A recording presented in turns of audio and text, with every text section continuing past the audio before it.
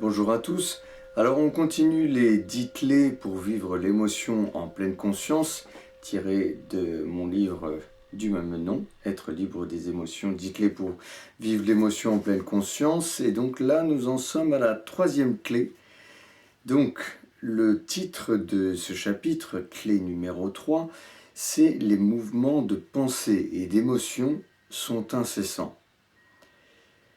Donc la troisième découverte, et qui n'est pas des moindres, c'est l'idée que le principe que les pensées apparaissent sans arrêt dans le champ de conscience.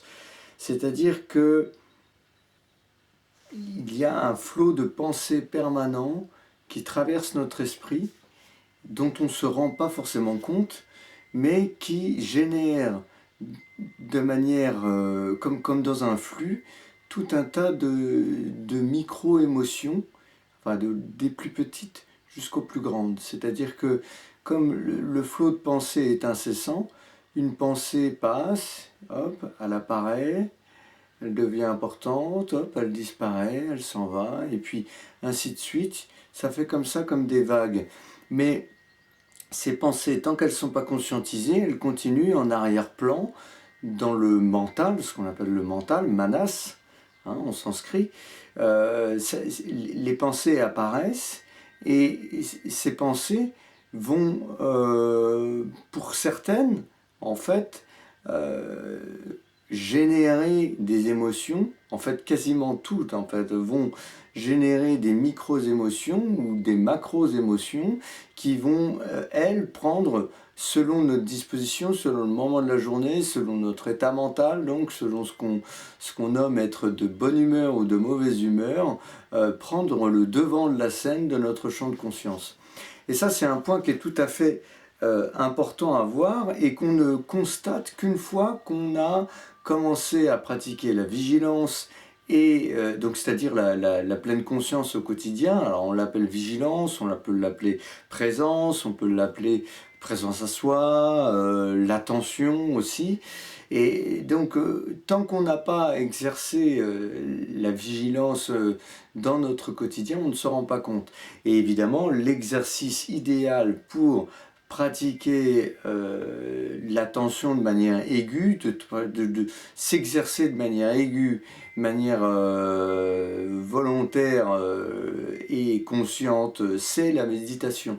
Donc la méditation, alors il y a plusieurs types de méditation.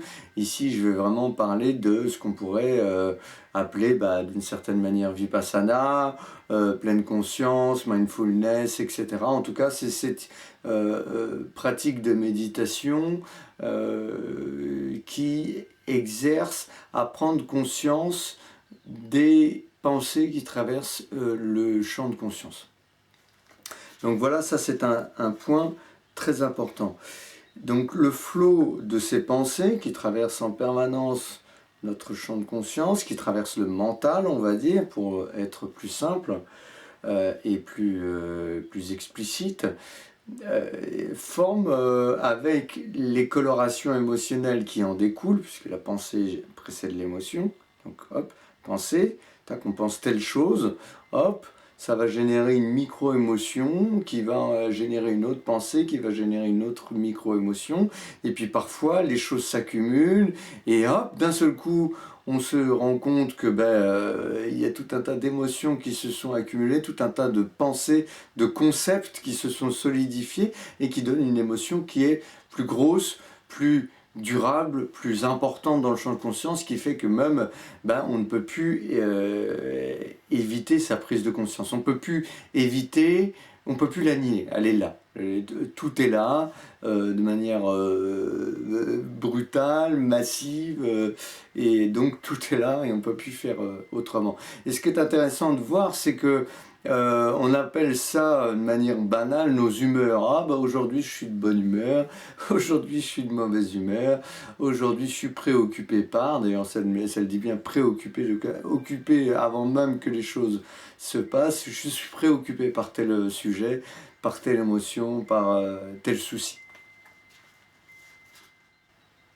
Donc, et ce qu'il faut bien voir aussi, c'est que ces petites émotions, qu'elles soient petites ou grandes, qu'elles soient visibles ou invisibles, qu'elles soient diffuses ou peu manifestées ou très manifestées dans leur, dans leur dans l'expérience du quotidien, c'est-à-dire que est-ce qu'on la ressent, ou est-ce que au contraire c'est quelque chose qui ronronne au fond de notre esprit et dont on n'a pas forcément conscience. Eh bien tout ça en fait ça fait partie d'un flux. C'est pas quelque chose qui est séparé, c'est pas des choses qui sont cloisonnées. C'est vraiment quelque chose qui est comparable à, pour reprendre une vieille une image très classique, les vagues dans l'océan. Et ça, c'est vraiment intéressant parce que c'est une image qui est très juste. Hein. On parle aussi parfois des nuages dans le ciel, c'est-à-dire qui sont comparables. Les nuages, c'est les pensées et le ciel va être le champ de conscience. En tout cas, ce n'est pas des choses qui sont séparées, parce qu'on a tendance à dire ah bah tiens j'ai eu une émotion, c'est celle-ci, etc. Non, tout ça ce sont des flux. Ce sont des flux qui vont, viennent, naissent, grandissent et meurent, et voilà. Et ces vagues-là sont toujours présentes et ne sont pas dissociées les unes des autres. Ainsi, la variation émotionnelle est automatique et elle est subie tant que, en fait, on ne prend pas conscience de ce qui se passe à l'intérieur de nous, à l'intérieur de notre mental et à l'intérieur de notre corps pour ce qui est de la manifestation des émotions, puisque c'est à travers le corps qu'on va sentir les émotions. Donc parfois, on va, et très souvent même, avant qu'on s'exerce à la vigilance dans le quotidien, on ne va pas prendre conscience de ce flux, de ces flux qui nous traversent jour après jour, qui nous traversent plusieurs fois par jour, qui varient d'une heure à l'autre, d'une journée à l'autre. On ne va pas prendre conscience de ça tant qu'on ne travaille pas la vigilance et la présence à soi. On ne va pas prendre conscience de ça. C'est un jeu qui va passer complètement en dessous du radar de notre vigilance tant qu'on n'est pas exercé vraiment à ressentir, à accueillir, à voir ce qui est tel que c'est ici et maintenant. Donc les pensées sont incessantes, les flux des pensées sont incessants, les variations, micro-variations émotionnelles sont incessantes, et parfois il se passe des années, même chez la plupart des gens, il se passe des dizaines d'années sans que ce soit conscientisé, mis à part ce qu'on va nommer les gros amas, c'est-à-dire les grosses colères bien identifiées, et encore pas tout à fait, parce que on va identifier tel ou tel traumatisme, etc. Mais en fait, plus on creuse et plus on travaille la vigilance, et la méditation, etc., plus on va voir que les ramifications, ça ressemble plus à une toile d'araignée, que tout est lié. Hein, et ça, on le voit bien dans les voies traditionnelles. Dans ce que moi, dans le Vedanta, l'Adhyatma Yoga, la voie que je suis, qui m'a formé auprès de l'enseignement que j'ai reçu, on va appeler ça Manonasha, la destruction du mental. C'est l'anéantissement du mental. Et on va travailler sur toutes les habitudes mentales, tout ce qui est mémoire émotionnelle et mémoire de pensée qui font que en fait on a telle ou telle attitude et toutes ces humeurs-là, toutes ces choses qui se sont produites finissent par créer un caractère, et ces caractères-là donnent des orientations qui donnent l'impression que les choses sont monolithiques, sont étiquetées, sont comme des blocs indépendants, coupés du reste, et qui perdurent dans le temps. En fait, non, tout est toujours ici et maintenant. Et même les émotions qui semblent monolithiques et figées, en fait, sont des choses qui sont auto-entretenues par le jeu du mental et par la saisie que nous faisons des pensées, qui fait que en arrêtant telle chose, Vous voyez, il y a tout un tas de pensées qui viennent et qui vont et viennent dans notre champ de conscience, et hop, on saisit toujours les mêmes. Peur de ceci, peur de ceci, peur de ceci, colère contre ça, contre ça, envie de ceci, envie de ceci, envie de ceci. Et en fait, on se saisit de tout ça, et c'est cette saisie-là du mental qui est automatique, hein, tant qu'on ne travaille pas dessus, tant qu'on ne relâche pas dessus, tant qu'on ne l'accueille pas pour la laisser venir et laisser repartir. Et bien cette saisie-là finit par créer effectivement des blocs entiers qu'on croit être durables, fixes et coupés de tout, du flux. Alors que non, en fait. Ce sont des flux qui sont énormes, ramifiés dans tous les sens, comme un arbre avec des multiples racines, mais effectivement, il y a des multiples racines et l'arbre est en contact avec tout un tas de choses. Donc voilà, ça n'est pas des choses qui sont indépendantes, solidifiées et presque, on pourrait dire, mortes en fait. C'est pas une pierre, quoi. C'est pas un menhir planté. Donc voilà, l'autre, un écueil qui peut avoir lieu, c'est de se dire, bon, on va essayer d'avoir moins de pensées. En fait, il s'agit juste de se libérer des pensées, et c'est d'ailleurs le titre d'un de mes précédents livres, c'est l'idée que les pensées vont et viennent. Eh bien, l'idée, c'est surtout de ne pas les retenir. Ou alors, par exemple, comme le propose Byron Katie, c'est cette idée de questionner la pensée jusqu'à ce qu'on se dise, est-ce que c'est vrai ? Et donc, à un moment donné, ces pensées-là tombent d'elles-mêmes. Et la présence à soi, la présence à l'instant fait le même travail, c'est-à-dire que, je sais pas, reprendre un exemple on est sous la douche et puis on va se dire, ah tiens, on va penser au rendez-vous qu'on aura à 10h avec le patron, et on va commencer à angoisser ou se mettre en colère ou à réfléchir, à se préoccuper de telle chose, et on va presque imaginer les choses si bien que le corps va agir comme si c'était la réalité. Déjà sous la douche, on est en train d'avoir une émotion alors que rien n'est réel à part tout ce qu'on pense ici et maintenant. Et la présence à soi va faire qu'on peut relâcher ce processus-là. Et en le relâchant une fois, 100 fois, 10 fois, 100 fois, 1000 fois, 1 million de fois, à un moment donné, ça lâche. En fait, on finit par se rendre compte de l'illusion que joue le mental et la solidification des choses. Et cette solidification se désagrège en fait. À un moment donné, les choses deviennent de plus en plus fluides, de plus en plus éthérées, comme si on se rendait compte que non, en fait, le jeu du mental se dissout de lui-même. Donc il ne s'agit pas de plus avoir de pensée, mais d'en être libre. Et dans la même idée, il ne s'agit plus de ne plus avoir d'émotions, mais d'en être libre. Et d'en être libre, c'est à la fois par le travail de la vigilance, le travail de dissociation par rapport aux pensées, mais aussi l'accueil de cette même émotion. C'est-à-dire que s'il y a une émotion de colère ou s'il y a une émotion de peur ici et maintenant, et que c'est la réalité de ce qui est ici et maintenant, il convient de l'accueillir, puisque c'est la réalité. Et la rejeter, ce serait juste nier le réel. Or, nier le réel n'est jamais bon, ça nous retombe toujours dessus.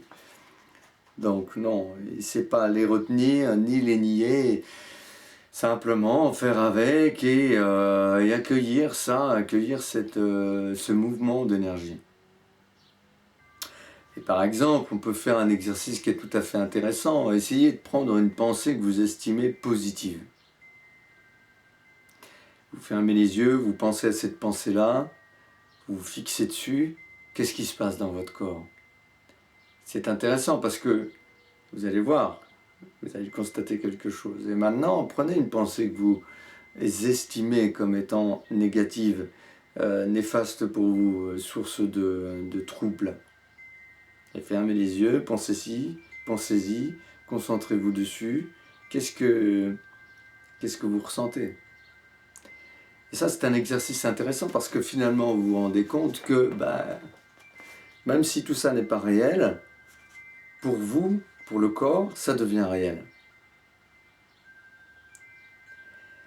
Donc, l'idée de voir que les émotions sont en fait le produit d'un flux qui est permanent à l'intérieur de soi, qui est lié au flux permanent des pensées, et de voir par l'exercice de vigilance qu'il y a en fait, au fur et à mesure que vous affinez, tout un tas de variations, des petites émotions qui vibrent, petit comme ça, ou grand comme ça, ou petit, et puis ça varie, hein, et ça varie en fonction des choses extérieures.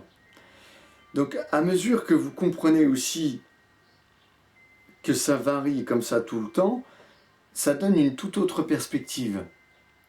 Déjà, donc vous vous rendez compte que les choses sont influencées par l'extérieur, c'est-à-dire une bonne nouvelle ou une mauvaise nouvelle, une bonne considérée comme bonne ici maintenant avec les paramètres qui sont les vôtres, et une mauvaise nouvelle considérée comme telle par les paramètres qui sont les vôtres ici et maintenant, et qui peut-être seront différents dans 1 mois, 2 mois, 5 ans, 10 ans, et, et, et, et voir aussi qu'il y a des variations à l'intérieur de vous-même parce que vous saisissez et parce que vous croyez à telle ou telle pensée et que vous enchérissez avec telle ou telle émotion qui entraîne telle ou telle autre pensée, etc., etc.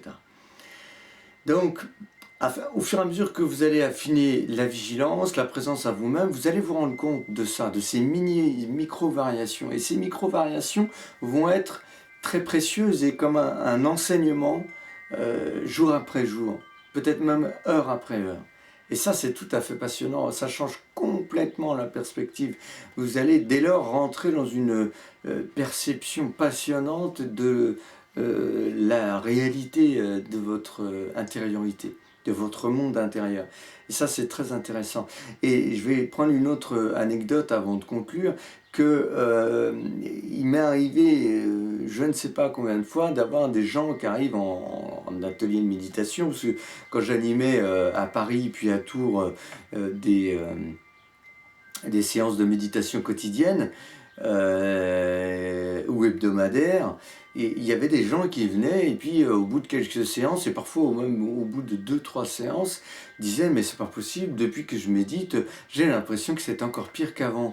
Et en fait, alors de premier abord, ça peut être c'est une mauvaise expérience, considérée comme une mauvaise expérience. On se dit ben alors je viens à la méditation mais c'est encore pire qu'avant. Alors que je viens à la méditation pour rencontrer la paix intérieure. Mais là, il y a un gros malentendu, parce que, en fait, c'est plutôt une bonne nouvelle, parce que ça veut dire que vous vous ouvrez suffisamment pour vous rendre compte de ce qui se passe à l'intérieur de vous. Et ce qui se passe à l'intérieur de nous, de vous et de chacun de nous, en fait, c'est que à mesure que la vigilance s'accroît, que vous ouvrez un peu plus l'œil intérieur, entre guillemets, que vous découvrez ce qui se passe à l'intérieur de vous, et bien vous découvrez que il y a un mouvement ininterrompu de vagues comme ça, de pensées, d'émotions et de sensations donc qui en découlent, qui font que, mince, alors effectivement, on a un peu l'impression que c'est le chantier à l'intérieur. Et bien oui, en fait, c'est le chantier à l'intérieur, et c'est normal. Et c'est là qu'en fait la voie se trouve, dans cette découverte-là.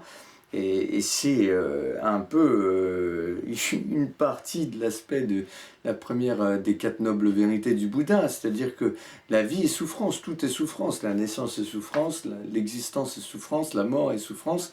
Et bien dans une des premières prises de conscience de ce qui se passe à l'intérieur de nous, tout est souffrance. Et oui, effectivement, il y a de la souffrance à l'intérieur de nous, entre autres à cause de cette saisie des pensées, de cette identification à tout ce qui se passe à l'intérieur de nous, sans aucune vigilance et sans aucun recul. Et encore une fois, je ne dis pas qu'il faut avoir aucune émotion ni aucune pensée et d'être demeuré froid comme ça. Non, non, pas du tout. Au contraire, il faut oser vibrer, oser voir ça, oser goûter ça, parce que c'est aussi ce qui nous rend vivants et c'est ce qui nous rend conscients. Alors, évidemment, il s'agit d'en être conscient et d'accueillir ça et de voir qu'il y a une immense richesse dans cette fluctuation énergétique. Et dès lors qu'on en prend conscience, la liberté commence à émerger. Et ça, c'est ce qui compte le plus. Ensuite, on verra la clé numéro 4 qui reprend en fait en quelque sorte l'exemple de la douche, c'est-à-dire on est en train de penser à quelque chose dans l'avenir ou quelque chose dans le passé, et cette pensée-là est si prégnante, si réelle, on est tellement identifié à ce cinéma intérieur, on est tellement collé à l'écran, qu'on prend ça pour la réalité. Donc la clé numéro 4, ça sera faire la distinction grâce à la vigilance ou l'attention ou la présence entre le réel et l'illusion. Ça sera la clé numéro 4 et je vous dis à très bientôt. Allez, salut!